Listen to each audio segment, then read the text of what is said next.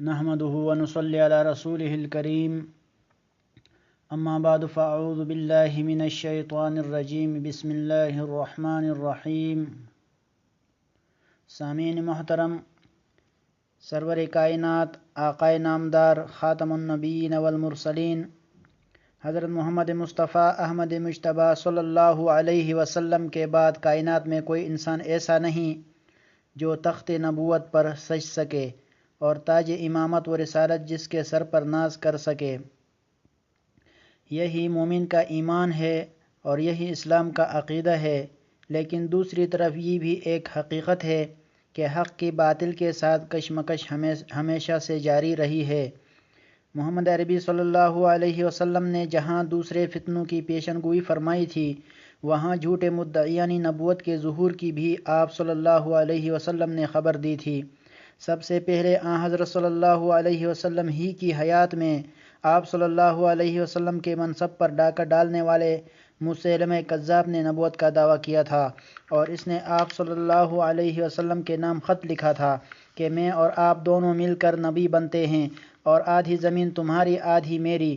جواباً آپ صلی اللہ علیہ وسلم نے لکھا کہ میں تو تنکے پر بھی شراکت کے لیے تیار نہیں ہوں، جائے کہ نبوت کی شرکت پر تیار ہو جاؤں۔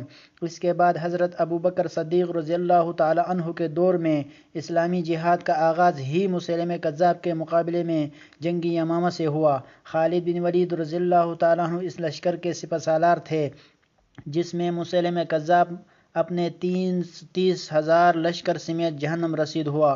خود مسیلمہ کذاب کو حضرت وحشی بن حرب رضی اللہ تعالیٰ عنہ نے نیزہ مارا تھا اور حضرت معاویہ رضی اللہ تعالیٰ عنہ نے اس کے قتل میں مدد کی تھی۔ یمامہ ہی میں بنو تغلب کی ایک عیسائی سجا نامی عورت نے بھی نبوت کا دعویٰ کیا تھا۔ ویسے یہود کا دعویٰ ہے کہ ان کے ہاں عورتیں بھی نبی رہی ہیں۔ مسیلمہ کذاب کی ملاقات کے بعد اس عورت نے مسیلمہ کذاب سے نکاح کیا۔ مسیلمہ نے پوچھا کہ مہر میں کیا دیں؟ تو کہنے لگی 2 نمازیں معاف کر دیں۔ مسیلمہ نے 2 نمازیں معاف کر دیں۔ اسی عرصہ میں حضرت صلی اللہ علیہ وسلم کے دنیا سے پردہ فرمانے سے کچھ دن قبل یمن کے اسود عنسی نے بھی نبوت کا دعویٰ کیا۔ فیروز دیلمی رضی اللہ تعالی عنہ نے آپ صلی اللہ علیہ وسلم کے حکم پر اس کو قتل کیا۔ اس لیے ختم نبوت کا مسئلہ اتنا اہم ہے کہ ختم نبوت کا عقیدہ تمام کتب الہیہ، تمام انبیاء کرام اور تمام ادیان سماویہ کا متفق علیہ اور اجماعی عقیدہ رہا ہے۔ امت محمدیہ میں سب سے پہلا اجماع جو ہوا وہ اسی مسئلے پر ہوا کہ مدعی نبوت کو قتل کیا جائے۔ امام ابو حنیفہ رحمہ اللہ کا تو یہ فتویٰ ہے کہ حضرت صلی اللہ علیہ وسلم کے بعد مدعی نبوت سے دلیل طلب کرنا یا معجزہ مانگنا بھی کفر ہے، کیونکہ یہ مطالبہ عقیدہ ختم نبوت میں شک کے مترادف ہے۔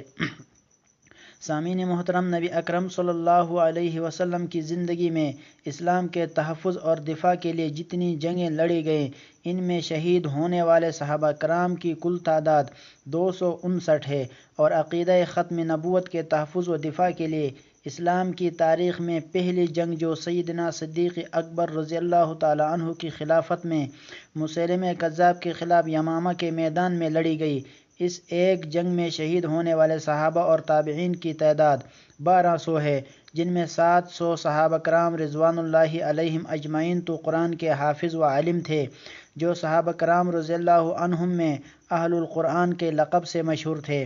حضرت امیر شریعت فرماتے ہیں کہ بخاری، مسلم، ترمذی اور ابو داؤد، نسائی، ابن ماجہ اور حدیث کی تمام کتابوں کی جان ختم نبوت ہے۔ تفسیر اور اصول تفسیر، حدیث و اصول حدیث، فقہ اصول فقہ، علم عقائد و کلام وغیرہ تمام مذہبی علوم و فنون کی روح ختم نبوت ہے۔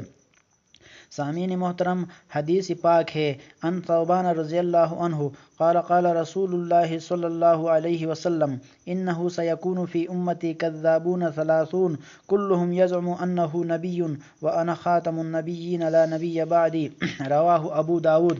حضرت ثوبان رضی اللہ تعالی عنہ سے روایت ہے کہ رسول اللہ صلی اللہ علیہ وسلم نے فرمایا کہ میری امت میں 30 جھوٹے مدعی نبوت پیدا ہوں گے، ہر ایک یہی کہے گا کہ میں نبی ہوں، حالانکہ میں خاتم النبیین ہوں، میرے بعد کسی قسم کا نبی نہیں۔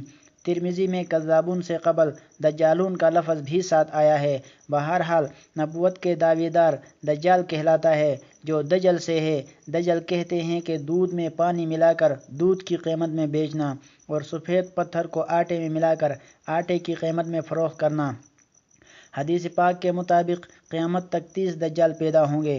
ابھی تک ایسے جھوٹوں کی تعداد ہزاروں سے متجاوز ہے جنہوں نے کسی نہ کسی انداز میں نبوت کا دعویٰ کیا، مگر قادیانی کی طرح جھوٹے مدعیان نبوت جن کی شان و شوکت اور قوت قائم ہو چکی ہو اور جن کی جماعت اور پارٹی بن چکی ہو، ان کی تعداد ابھی تک 30 تک نہیں پہنچی، لہٰذا ابھی قیامت تک اس طرح کچھ اور فتنے بھی رونما ہوں گے۔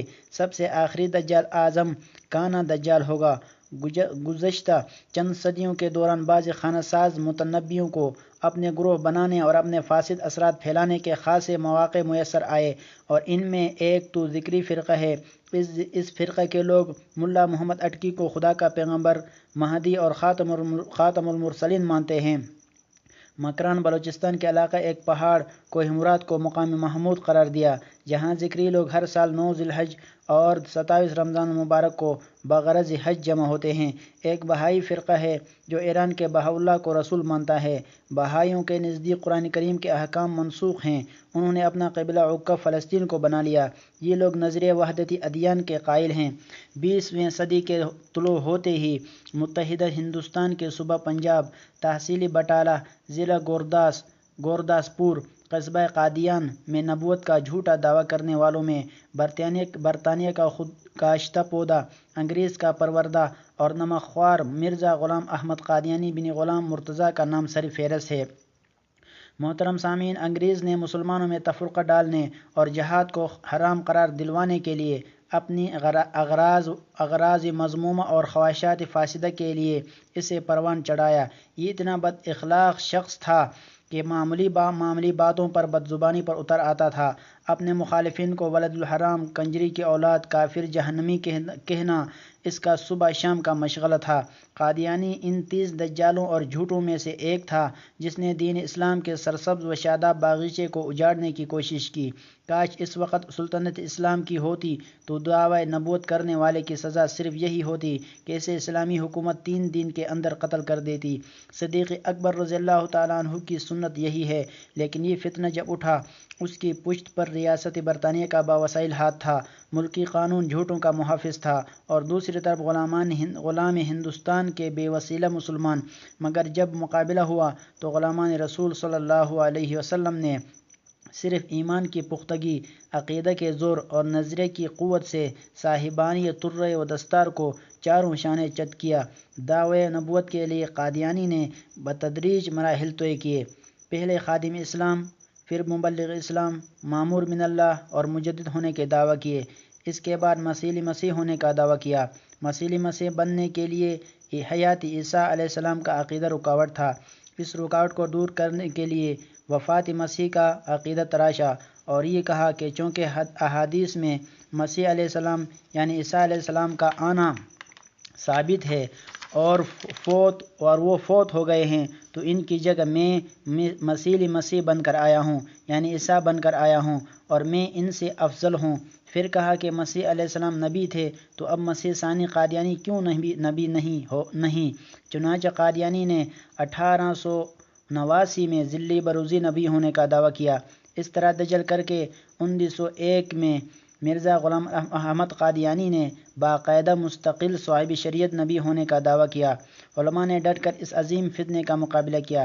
اس سلسلے میں حضرت علامہ انور شاہ کشمیری رحمۃ اللہ علیہ اور امیر شریعت حضرت مولانا عطا اللہ شاہ بخاری رحمۃ اللہ علیہ تعالی کی گران قدر خدمات ناقابل فراموش ہیں۔ قادیانیت کا جب فتنہ کھڑا ہوا تو علامہ کشمیری رحمہ اللہ بہت درد مند تھے۔ ایسا محسوس ہوتا تھا کہ دل میں ایک زخم ہو گیا جس سے ہر وقت خون ٹپکتا رہتا ہے۔ مرزا کا نام لیتے تو فرمایا کرتے لعین بن لعین، لعین قادیان۔ حضرت شاہ عطا اللہ شاہ بخاری رحمہ اللہ کی تو ساری زندگی رد قادیانیت اور ختم نبوت کے تحفظ سے عبارت تھی۔ ان دونوں حضرات کے علاوہ دیگر اکابری امت کے مسائی کا سلسلہ جاری رہا۔ چنانچہ صرف قادیانی کی تردید میں مسلمانوں نے تقریباً 1000 کتابیں لکھی ہیں۔ سامعین محترم، علماء کرام کی ایک آواز پر 1953 میں ہزاروں جوانوں نے اپنی زندگیاں قربان کر دیں اور تحفظ ختم نبوت کی جنگ میں ثابت کر دیا کہ جان دینا کوئی معنی نہیں رکھتا۔ یہ سلسلہ چلتا رہا حتیٰ کہ اہل اسلام کی 90 سالہ جدوجہد اور عظیم الشان تحریک کے بعد 7 ستمبر 1974 عیسوی میں پاکستان کی قومی اسمبلی میں علماء کی جدوجہد سے متفقہ طور پر قادیانیوں اور لاہوری مرزائیوں کو غیر مسلم اقلیت قرار دیا گیا، مگر قادیانیوں نے اس فیصلے کو قبول نہیں کیا۔ آج تک سادہ لوہ مسلمانوں کو یہ دھوکہ دینے کی کوشش کرتے ہیں کہ ہم کلمہ پڑھتے ہیں پھر ہم مسلمان کیوں نہیں۔ فتنہ قادیانیت کی سب سے بڑی خرابی اور اس برائی کی جڑ یہ ہے کہ اس فتنہ کو ہمیشہ عیسائیوں اور یہود کی سرپرستی حاصل رہی۔ ایک تازہ رپورٹ کے مطابق یہودوں نے اسرائیل کے شہر حیفا میں قادیانیوں اور بہائیوں دونوں فرقوں کو اکٹھے پناہ دے کر عالم اسلام کے 2 خطرناک دشمنوں کو اپنے ہاں جگہ دے رکھی ہے، اور اس نے اسلام کا لبادہ اوڑھ کر مسلمانوں کو گمراہ کرنے کا بیڑا اٹھایا۔ زر اور زمین اس کے سب سے بڑے ہتھیار رہے ہیں، اور متفقہ مسائل و عقائد میں شکوک و شبہات اور بحث و مباحثہ کے ذریعے مسلمانوں کے ایمان کو متزلزل کرنا اس کا طریقہ کار رہا ہے۔ اب صورتحال یہ ہے کہ قادیانیت ایک عالمگیر تحریک بن گئی ہے۔ پاکستان میں روزانہ ہزاروں کی تعداد میں قادیانی لٹریچر علانیہ اور خفیہ تقسیم ہو رہا ہے۔ قادیانی اونٹ کے اندراج اور پاسپورٹ سے مذہب کے خانہ کو نکالنے کی کوشش بھی کر رہے ہیں۔ ایک رپورٹ یہ بھی ہے کہ قادیانیوں کا عربی ٹی وی چینل مکہ اور مدینہ میں بھی دیکھا اور سنا جا رہا ہے، اور وہ بھی 24 گھنٹے عربی لباس میں ملبوس ایک نوجوان انتہائی فصیح عربی میں نہ صرف ہمارے اشکالات کے جوابات دے رہا ہے بلکہ علماء اہل سنت کے کردار، معاملات اور اخلاق کے حوالے سے ایسے اعتراضات کر رہا ہے کہ عام آدمی کا متاثر ہونا یقینی ہے۔ سنا گیا ہے کہ اس سلسلے کو ختم کرنے کے لیے وہاں کی حکومت کوشش کر رہی ہے۔ بہرحال آج بھی فرقہ مرزائیہ خفیہ طور سے بھولے بھالے مسلمانوں کے دین و ایمان پر ڈاکہ ڈالتے ہیں اور انہیں رائے حق سے ہٹانے کی بھرپور کوشش کرتے ہیں۔ قادیانیوں کے اس دجل و فریب سے آگاہ ہونا اور مسلمانوں کو بچانا از حد ضروری ہے۔ اس لیے رد قادیانیت کے جتنے بھی کورس ہوتے ہیں اور جتنے بھی کتابیں ہیں علماء نے لکھے ہیں، سب مسلمانوں کے لیے ضروری ہے۔ سارے سامعین سے میری دستبستہ یہ عرض ہے کہ آپ بھی ان کتابوں کو، علماء حق کی کتابوں کو دیکھیں اور رد قادیانیت میں جتنی کتابیں لکھی گئی ہے ان تک رسائی حاصل کر کے وہ دیکھیں اور قادیانیت سے باخبر رہیں، قادیانیت سے دجل سے خود بھی بچیں اور دوسرے مسلمانوں کو بھی بچائیں۔ مجھے افسوس ہوتا ہے ان حکمرانوں پر جو ہر وقت مسلمانوں کا امتحان لے رہے ہیں اور ختم نبوت کے قانون کو ختم کرنے کی کوشش کر رہے ہیں، لیکن انشاءاللہ العزیز جب تک نبی کریم صلی اللہ علیہ وسلم کا آخری امتی زندہ رہے گا یہ قانون کوئی ختم نہیں کر سکتا۔ ہماری جانیں کٹ جائیں تو کٹ جائیں، ہمارے جسم ٹکڑے کر دیے جائیں، لیکن اس قانون کو کوئی ختم نہیں کر سکتا انشاءاللہ۔ اللہ تعالی ہمیں دجال کے فتنے سے، قادیانیوں کے فتنے سے بچائے، اور اللہ تعالی ہمیں ان فتنوں سے باخبر رہیں اور نبی کریم صلی اللہ علیہ وسلم کے ختم نبوت کا دفاع کرنے کے لیے ہمیں ہر وقت جتنی قربانی دینے پڑے اللہ تعالی ہمیں قبول فرمائے۔ وآخر دعوانا ان الحمد للہ رب العالمین۔